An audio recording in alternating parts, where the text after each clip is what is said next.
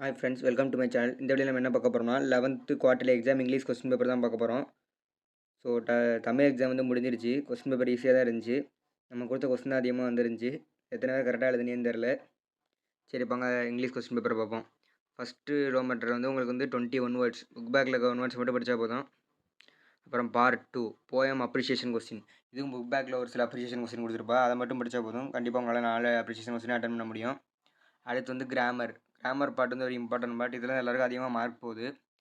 Direct indirect speech, active voice, passive voice, simple compound complex, conditional clause, begin with add அந்த மாதிரி கேட்பாங்க. இதுலேருந்து ஏதாவது 3 எழுதுனா போதும். நல்லா பார்த்துங்க. தென் பார்ட் 3 ஃபஸ்ட் வந்து இஆர்சி வந்து எல்லோரும் பெருசாக எழுதுவாங்க. நான் சொல்கிறேன் அதை மாதிரி எழுதினா மட்டும் போதும்.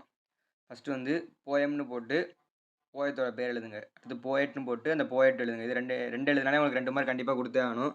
அடுத்து எக்ஸ்ப்ளனேஷன். உங்களுக்கு இந்த லைனை எக்ஸ்பிளைன் பண்ண எழுத தெரிஞ்சால் எழுதுங்க, இல்லைனா பேராஃபில் 4 லைனை தூக்கி எழுதி வச்சுருங்க.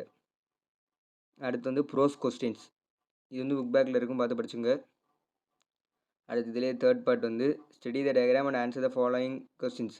இந்த டயக்ராம் கொடுத்து கீழே கொஸ்டின் கேட்டிருப்பா. அந்த டயக்ராம் அதுக்கான ஆன்சர் இருக்கும், அதை பார்த்து எழுதணும். அடுத்து describe the process of preparing coffee for 2 people. இது வந்து உங்களுக்கு நீட்டாக ப்ரெசன்டேஷன் வேணும்னு நினச்சிங்கன்னா நான் சொல்கிற மாதிரி எழுதுங்க. ஃபஸ்ட்டு இன்க்ரீடியன்ஸ் அப்படின்னு போட்டு என்னென்ன பொருள் தேவைப்படுதோ எழுதிக்குங்க. அதுக்கப்புறம் கீழே ப்ராசஸ்ன்னு போட்டு அதை எப்படி செய்யணுங்கிற ப்ராசஸ் எழுதுங்க. அடுத்து ஃப்ரேம் டயலாக். இந்த 2 பேர் பேசுகிற மாதிரி டயலாக் இருக்கும். மினிமம் 3 எக்ஸ்சேஞ்சு கேட்டிருக்காங்க. அடுத்து வந்து ப்ராபர்ப் வந்து புக் பேக்கில் இருக்கும், வேணால் பார்த்துக்கோங்க எல்லோரும்.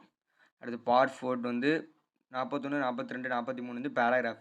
இது வந்து மொத்தம் 4 யூனிட் இருக்குது. 4 யூனிட்டில் 2 யூனிட்டுக்கு படித்தா மட்டும் போதும். ஏன்னா ஒரு யூனிட்லேருந்து ஆப்ஷனில் வச்சுதாங்கப்பா, ஈஸியாக ஆப்ஷனில் விட்டுட்டு மிச்சம் 2 யூனிட் அப்படி படித்தா போதும். கண்டிப்பாக உங்களால் பேராகிராஃப் அட்டன் பண்ண முடியும்.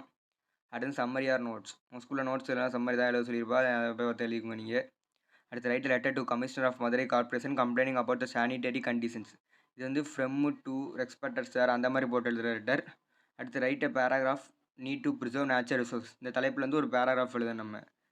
எனக்கு தெரிஞ்சு நீங்கள் லெட்டர் ரைட்டிங் அட்டன் பண்ணுறது ஈஸி. இது வந்து ஃபுல் மார்க் கொடுப்பாலும் தெரியல, லெட்டர் ரைட்டிங் ஃபுல் மார்க் கொடுத்துருவாங்க. அடுத்து ஸ்பாட் தரர். இதுவும் புக் பேக்கில் இருக்குது, பார்த்துங்க. அப்புறம் ஸ்பாட் தரருக்கு ஆப்ஷனாக இந்த கிராமர் கொஸ்டின்ஸ் மாதிரி கேட்டிருப்பாங்க, இதையும் பார்த்துங்க. அடுத்து வந்து 47 கொஸ்டின் வந்து read the paragraph and answer the following questions. இந்த பேராகிராஃப் கொடுத்து அதுலேருந்து கொஸ்டின் வைப்பாங்க. இதுவும் நீங்கள் ஜென்ரலாக எழுதுகிற மாதிரி தான் இருக்கும். ஸோ இங்கிலீஷில் ஒன்றும் பெருசாக படிக்க தேவையில்லை, ஜென்ரல் நாலேஜ் இருந்தால் போதும், ஈஸியாக இங்கிலீஷ் தான் பாஸ் பண்ணிடலாம். ஸோ இந்த வீடியோ பிடிச்சிருந்தால் மறக்காமல் லைக் பண்ணுங்கள், ஷேர் பண்ணுங்கள், கமெண்ட் பண்ணுங்கள். மறக்காமல் கல்வி கிங்ஸ் சேனலை சப்ஸ்கிரைப்